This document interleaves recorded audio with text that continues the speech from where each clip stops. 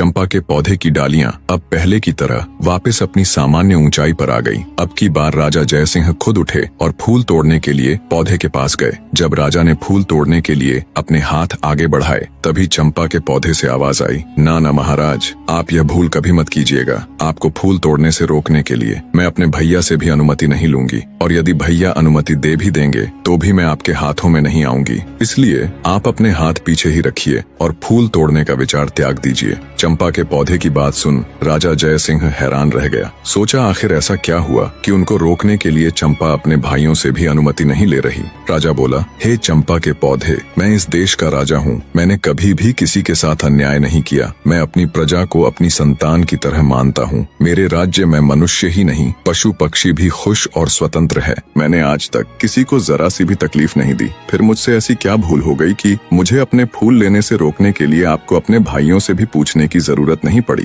तब चंपा के पौधे से आवाज आई, हे राजा महाराज, इसमें कोई शक नहीं कि आपने आज तक किसी भी जीव जंतु को कोई तकलीफ नहीं दी, परंतु महाराज, आप में एक सबसे बड़ी कमी है कि आप कान के कच्चे हैं। जो कोई भी आपसे जैसा भी कहता है, आप बिना सच्चाई जाने वैसा ही मान लेते हैं। खुद से कभी भी सच्चाई जानने की कोशिश नहीं करते। आपने प्रजा को तो संतान मान लिया, लेकिन क्या कभी आपने अपनी संतान की खोज खबर करने की जरा सी भी कोशिश की? क्या आपने कभी ये जानने की कोशिश की कि आपकी अपनी संतान कहाँ है? अरे छोड़िए राजा महाराज, आप तो अपनी गर्भवती पत्नी की भी सुरक्षा तक नहीं कर पाए। बिना सच्चाई का पता किए आपने एक सच्ची नारी को धोखेबाज कहकर नौकरानी बना दिया। तो जाइए महाराज, जाकर अपने राज्य को संभालिए। आप मेरे फूलों के बिल्कुल भी योग्य नहीं हो। चंपा के पौधे की बात सुन बेचारा राजा निरुत्तर हो गया और चुपचाप मुंह लटकाए वापस अपनी जगह पर आकर बैठ गया। उनके मन में हजारों सवाल एक साथ उठ रहे थे। उन्हें कुछ समझ नहीं आ रहा था, क्या सच है क्या झूठ।